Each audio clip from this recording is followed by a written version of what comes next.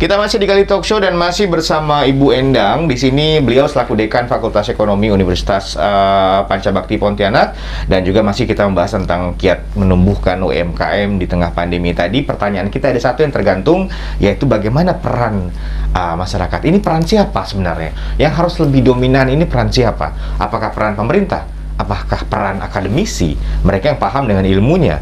Amin, kalau tidak dibagi ilmunya juga siapa yang akan tahu? Kemudian apakah peran masyarakat? Apakah peran pelajar, mahasiswa, dan lain-lainnya? Kita akan tanya, Ibu, siapa yang lebih berperan dan siapa yang harusnya untuk bertugas sebenarnya untuk memberikan edukasi seperti ini?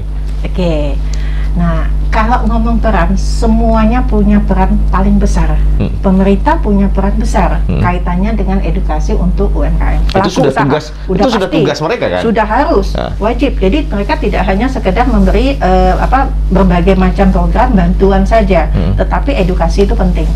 Nah, di masyarakat juga termasuk akademisi itu juga punya peran terkait dengan edukasi yang harus diberikan.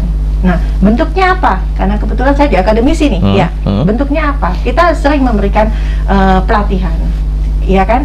Kita memberikan seminar, walaupun saat ini dalam bentuk webinar, ya, dengan kita mengundang banyak pelaku usaha untuk kita memberikan edukasi kepada mereka, sampai dengan kita bisa memberikan informasi bagaimana sih caranya kalau saya ingin mendaftar secara online.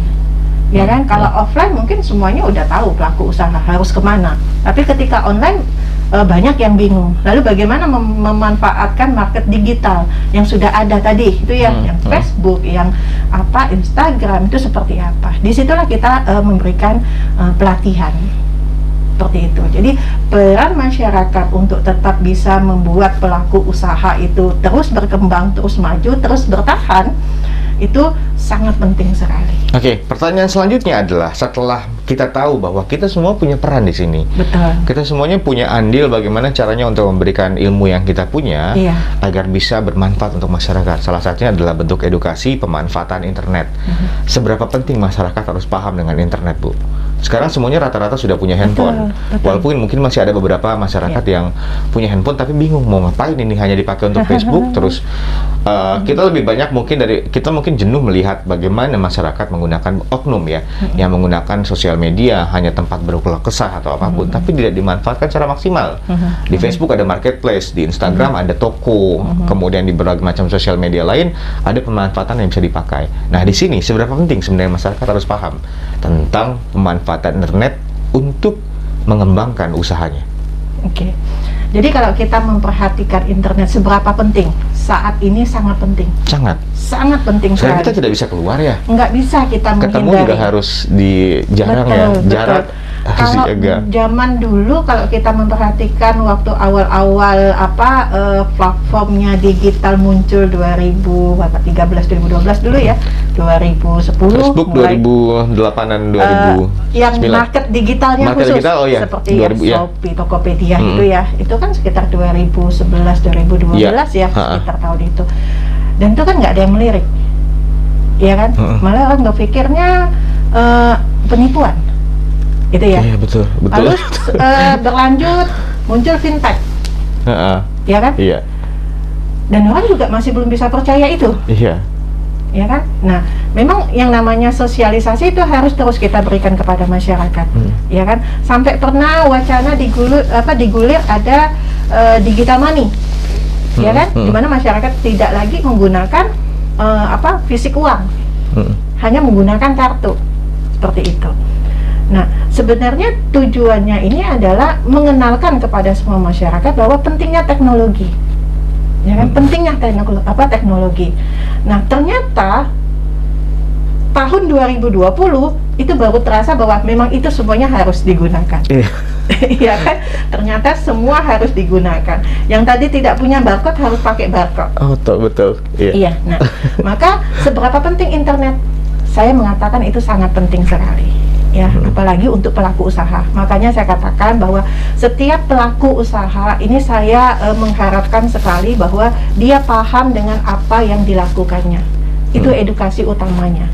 ya kan? Dia tahu identitas dia tahu apa yang menjadi target pasarnya, dia tahu apa yang menjadi orisinal dari produk yang dibuatnya, sehingga dia paham betul apa yang dilakukan. Nah, kalau dia sudah memiliki mindset terhadap pemahaman dari bisnis yang dikelolanya, maka inovasi ini akan berkembang. Jadi seolah-olah tidak sekedar hanya ikut-ikutan saja. Orang dagang ya saya ikut dagang, kan gitu. Orang putus di PHK gitu ya. Ya udah kita yang enak dagang ya dagang aja. Nah, Bu, saya potong lagi. Ibu tadi mengatakan bahwa di sini kita masyarakat juga perlu tahu bahwa mereka pelaku UMKM juga perlu tahu masalah orisinilitas produk, kemudian juga paham bisnis, bagaimana sistem pemasaran dan lain-lainnya. Saya pernah mendengarkan atau lebih tepatnya membaca ya, ada jargon yang mengatakan bahwa seperti ini: membuat, memproduksi, dan juga menjual, marketing itu adalah dua ilmu yang berbeda. Apakah dua ilmu ini harus dimanfaatkan dua-duanya, atau harus satu orang kita harus tahu dua-duanya, atau kita bekerja sama dengan pihak lain? Misalnya, saya tidak bisa memproduksi barang, tapi saya bisa menjual. Betul. Ibu misalnya bisa memproduksi, tapi tidak tahu cara menjual produknya kemana. Betul. Apakah ilmu seperti itu juga harus dikuasai oleh masyarakat, atau mungkin harus mencari ke ruang lingkup yang lain? Betul. Nah, disitulah tadi saya katakan bahwa kita harus paham diri kita. Ya kan, saya bisa melakukan apa? Itu dulu, karena entrepreneurship itu bukan ada yang memang dari dalam dirinya memang sudah bisa melakukan apapun hal untuk dijadikan uang, istilahnya kan gitu.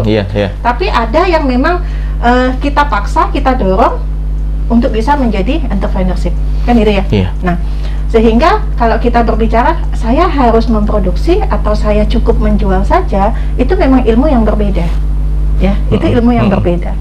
Nah, disinilah dimana kita bisa sama-sama saling berjalan. Makanya saya selalu mengatakan bahwa kita perlu komunikasi antara mitra kita di dalam sebuah pelaku usaha. Jangan merasa bahwa Anda adalah kompetitor saya, ya kan?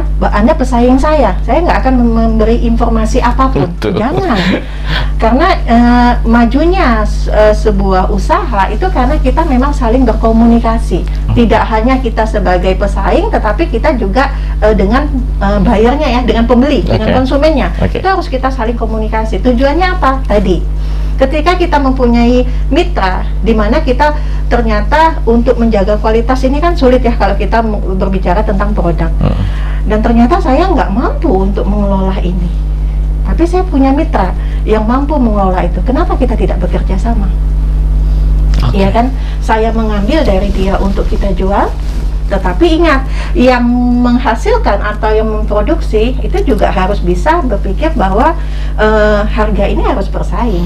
Dalam artian apa? Ketika yang membelinya langsung user nggak masalah, ya kan? Tapi ketika pembelinya itu adalah distributor yang harus menjual kembali, maka ini kan harus dipikirkan berapa yang harus saya tekan biayanya, seperti itu. Jadi itu adalah ilmu yang berbeda, di mana masing-masing ini harus bisa menjadi mitra. Tapi kalau dia mampu untuk kedua-duanya itu sangat bagus sekali. Dan itu bisa sangat bagus sekali, dan itu bisa menjadikan usahanya semakin lebih besar. Kan banyak sekali nih kalau kita memperhatikan usaha-usaha itu dia mengolah sendiri, ya kan? Dia memasarkan sendiri, dan ternyata itu jauh lebih maju. Satu lagi nih Bu, usaha udah oke, edukasi udah oke, pemahaman udah oke, pengelolaan keuangan yang buruk. Betul. UMKM biasanya ada uang dapur sama uang usaha dicampur. Itu kan biasa berbahaya nih. Tapi nanti Ibu akan jawab di segmen selanjutnya. Saya dapat satu lagi setelah tadi perbincangan bersama Ibu Endang. Kalau tadi di awal di segmen sebelumnya adalah kita mendapatkan ternyata manusia harus bisa beradaptasi. Kemudian harus bisa berimprovisasi dalam keadaan apapun. Kemudian yang selanjutnya adalah harus mau dan siap untuk berkolaborasi. Ini penting untuk kita. Kalau kita tidak memiliki pengetahuan untuk bidang yang satu, kita bisa mencari orang yang paham dengan bidang tersebut, kemudian mengajak kolaborasi, kemudian share keuntungan atau apapun itu caranya bagaimana, win-win solution untuk kita semuanya agar bisa bertahan di tengah pandemi. Dan seperti tadi ada satu pertanyaan lagi yang belum terjawab, yaitu pengelolaan keuangan. Bisnis udah jalan, usaha udah oke, pemanfaatan marketplace internet udah oke, pengelolaan keuangan yang buruk itu akan berdampak besar. akan membuat usaha biasanya tidak akan bertahan lama atau alias bangkrut, terutama untuk UMKM ya. Uang dapur dicampur dengan uang modal dan lain-lainnya, itu akan berdampak buruk. Nanti akan dijawab oleh Ibu Endang setelah yang berikut ini. Jangan kemana-mana, tetap di Gali Talk Show.